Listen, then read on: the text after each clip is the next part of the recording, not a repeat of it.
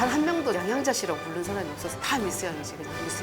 복사해야 될 자료가 보이면 0.5mm로 그 밑에다가 깨알같이 번역을 해서 복사를 해줬어요. 딱 첫 번째 내가 복사를 해서 갖다 줬을 때 깜짝 놀라면서 양양자씨, 그럼 이것도 미스양이라고 많이 불렀던 사람이 갑자기 양양자씨 하니까 짜릿했죠. 너 물건이다. 그 말 한마디에 나는 평생 이 사람이 얘기하는 그 물건이 되고 싶었던 거죠. 양향자이고요. 67년 4월 4일생입니다. 우리나라 나이로 54. 만 18살의 나이에 삼성에 들어갔죠. 여성이 한국 출신이, 그것도 호남 출신이 28년 만에 제가 임원이 됐을 때 몇 년 동안 꽃망울을 피교해서 딱 응집돼 있다가 갑자기 팝콘이 터지듯이 팍 하는 느낌?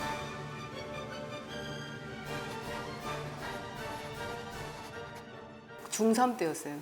우리 아버지가 어느 날 부르셔서 내가 오래 못 살 것 같다 이렇게 얘기를 하셔서 그 한마디 하셨지만 그 속에는 미안하다, 엄마를 잘 부탁한다, 할머니 할아버지를 잘 부탁한다, 동생들을 잘 부탁한다, 그런 모든 게 섞여 있었던 것 같아요. 그래서 이제 다른 얘기 하게 하면 되게 가슴 아프실까 봐 아빠 내가 알아서 할게.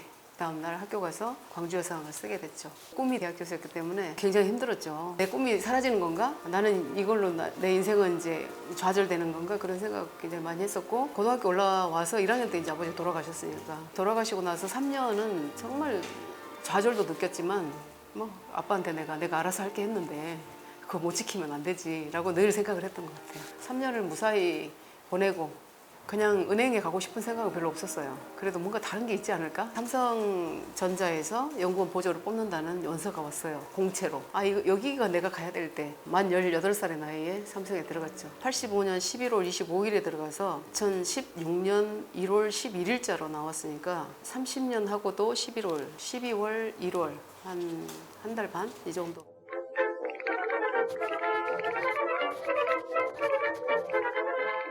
그냥 차 심부름, 아침에 출근해서 책상 닦아주는 일, 복사해주는 일.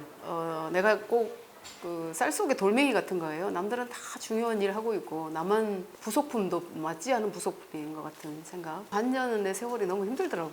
어느 날 이렇게 거울에 비친 나를 본 거예요. 거울 속에 있는 내가 너무 초라한 거, 자신감도 없고 탄하고 있고 이런 모습을 보면서 다 연구원들이 너무나 훌륭한 연구원들이신데 나도 그 일원이 되고 싶다. 그러려면 내 자신부터 바뀌어야 된다는 생각을 했었죠. 80년도 중반에는 일본의 반도체 기술이 워낙 뛰어났기 때문에 우리가 그 기술을 배우고 있는 입장이었고 모든 그 책상에 다 일본 문서였던 거죠. 근데 그때 당시 일본어를 할 수 있는 사람이 제 기억으로는 거의 없었어요.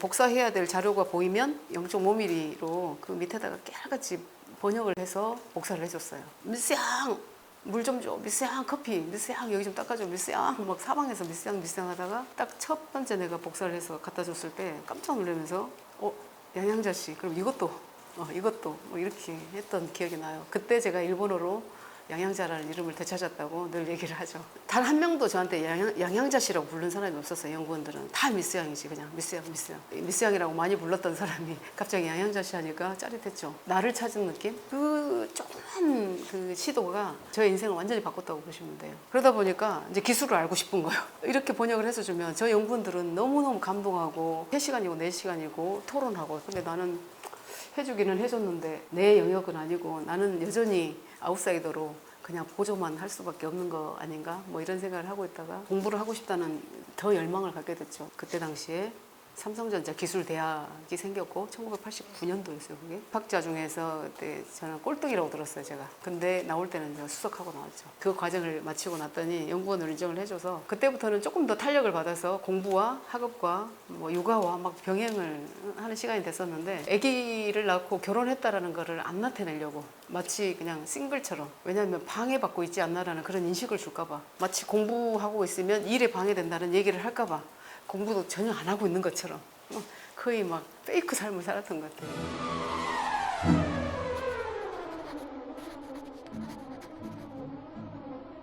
90년 5월 6일 날 결혼했어요. 그로부터 1년 반 만에 이제 아이를 낳고, 승진 시험이 언제 있었냐면 92년 3월에 이제 필기 시험을 봐서 됐어요. 면접을 2번의 기회를 주는데 근데 면접에서 떨어졌어요. 그때 이유가 뭐냐고 했더니 여자는 E3로 승진을 안 시킨다는 거죠. 선배들은 다 결혼하면 다 집에 가는 분위기였고 남편이 얼마나 무능하면 회사를 와이프를 배가 불러서 다니게 하고 애를 낳고도 다니게 할 수 있냐, 있을 수 없는 일이다 이렇게 막 저한테 공격하고 그랬던 일도 있는데 이제 두 번의 기회니까 또 떨어질 것 같아 똑같이. 그래서 제가 제 이야기라도 좀 해야 되겠다 이래가지고 내가 무슨 말을 할 것인지 미리 정리해가지고 녹음하고 들어보고 뭐 이렇게 하고 면접장에 들어갔어요.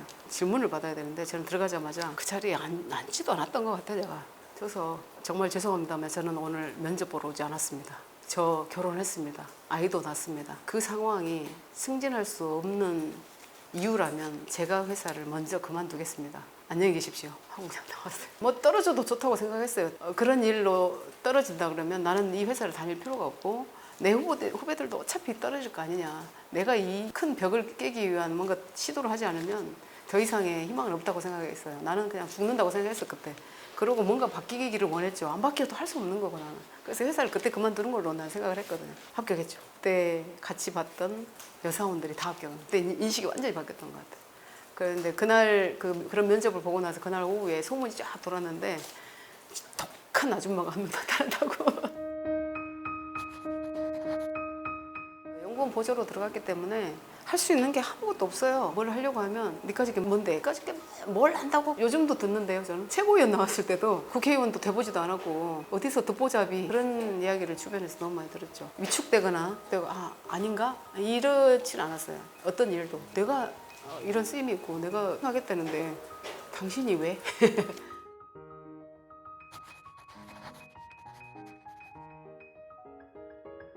스트레스가 쌓이고 하면 운동을 많이 해요. 테니스를 심하게 친다든지 그러고 나서 딱 땀 흘리고 샤워하고 나면 이제 좀 풀리고 신체적 건강이 정신적 건강도 견인한다고 보거든요. 그러니까 항상 건강하게 그리고 저는 항상 그래. 죽을 일도 아닌데 그 모든 난관도 다 좋아. 이 또한 지나가리라. 그리고 너무 시리어스하지 않아도 돼요. 일하는 여자, 나도 일하는 여자였으니까 그거 구분을 잘하면 돼요. 내가 할 수 있는 일과 할 수 없는 일. 근데 할 수 없는 것에 너무 집착을 해. 애가 집에서 아프다고 연락이 왔어. 근데 지금 이 순간 내가 할 수 있는 게 아무것도 없어. 근데 너무 막 심히 걱정을 해. 할 수 있는 건 뭐냐면 그냥 달려가거나 거기에 집중하면 돼요. 근데 미리 막 걱정을 해. 그리고 아픈 아기를 놓고 왔어.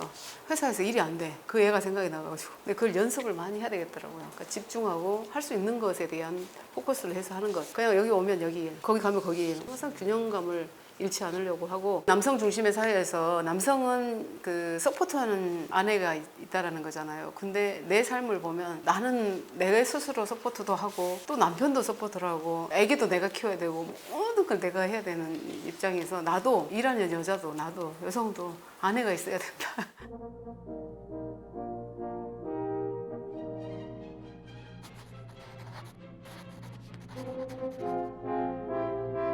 그냥 물건이죠 물건.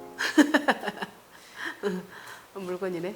그 물건이 참 좋죠. 나의 부서장이 정말 아무것도 아닌 나를 향해서 한마디 말 던져줄 때 그 말 중에 야, 넌 물건이다. 그 말 한마디에 나는 평생 이 사람이 얘기하는 그 물건이 되고 싶었던 거죠. 오모노예요. 이게 오모노. 일본어로는 오모노인데 그 이명규 회장님 맨날 하는 얘기가 네 물건이다 해놓고 아나타와 오모노 데스 맨날 이렇게 장난치고 막 그래요.